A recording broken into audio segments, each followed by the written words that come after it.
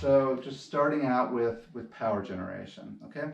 So you might note that a lot of times when you see people sword fighting with rattan, steel swords, whatever, our swords are down and forward in some kind of position, right? That's a lot to bring the sword into play for defense. However, maybe we can cover that in a later video. For the purpose of what we're talking about, which is SCA Sword and Shield, either with a rattan sword or a steel sword like this, we're going to want to start with our hand back and up, okay? And in order, power generation works from the ground up, and it's feet, hips, shoulders, arm, implement, okay? So you can imagine if you're going to throw a ball a long distance, you wouldn't start with your hand down and your weight forward, right? Like we are with our sword down and forward. You probably veer back, weight on your back foot, right? Similar concept here, okay? Now the first thing you're going to want to do is get your weight on your back foot. I like 60-40, but we might go up as much as 80-20 depending on how hard I want to throw, right? But you get your weight on your back foot and you rock it to your front foot. You might even lift off of that front foot a little bit to exaggerate it, just to get the feel for it. Once you get the feel for that, you can then bring your hips into play. And what you're going to do is rotate your hips. And you might find that you might need to move that back foot in or out a little bit, depending on how much tightness you feel. And you also might, adjust your stance a little bit to be more or less square. Some of that's just going to depend on how you're built, but this is a good time to get a feel for that. All right? As far as when your hip breaks in, that's a little bit to do with timing. And it somewhat depends on what you want to try to do. But in general, get your weight moving forward, and as your weight's moving forward, you break your hip in, okay? Kind of midway through. You don't want to get all the way to the front and then break your hip in, right? So it's weight's moving, it breaks in, all right? At this point, you should have some tightness in the muscles of your trunk, so keep your stomach tight, and then your core's kind of along for the ride, so it's not stopping this power that's coming from your lower body, right?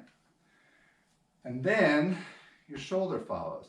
So what you want to do is maintain a little bit of tightness, kind of you'll feel it in the side of your pec and your anterior deltoid. You're just creating that tightness, kind of like a rubber band, so you can kind of get a stretch reflex out of that muscle, okay? And if you have that stretched shoulder and you kind of move that a little faster, you'll note that your shoulder kind of wants to almost move forward of its own volition. You don't even have to think about it, okay? So that's kind of the next part. Let's have that tightness. Move a little faster, and you can kind of start to accelerate, okay? And then the last thing is the arm, and then the implement will kind of follow the arm. And by the arm, it's certainly directing things is a lot for the function of the shoulder, but also extending out with the elbow and steering things with your wrist and hand, all right? And this is the shot that we like to throw, a forehand shot to the head. Sometimes people call this a flat snap. A flat snap is kind of a specific variant. We're not going to go into that here. But again, from the ground up, feet, hips, shoulder, arm, implement, weight transfers off the back foot, hip breaks in, tight core, shoulder starts to deliver, and then the arm just kind of steers this. All right? Now, can you accelerate the sword just with the muscles of your arm? Yeah. It's not going to be terribly efficient. So it's going to use a lot more energy. It's going to kind of wear your arm down a little bit. It's probably going to be not hitting as hard.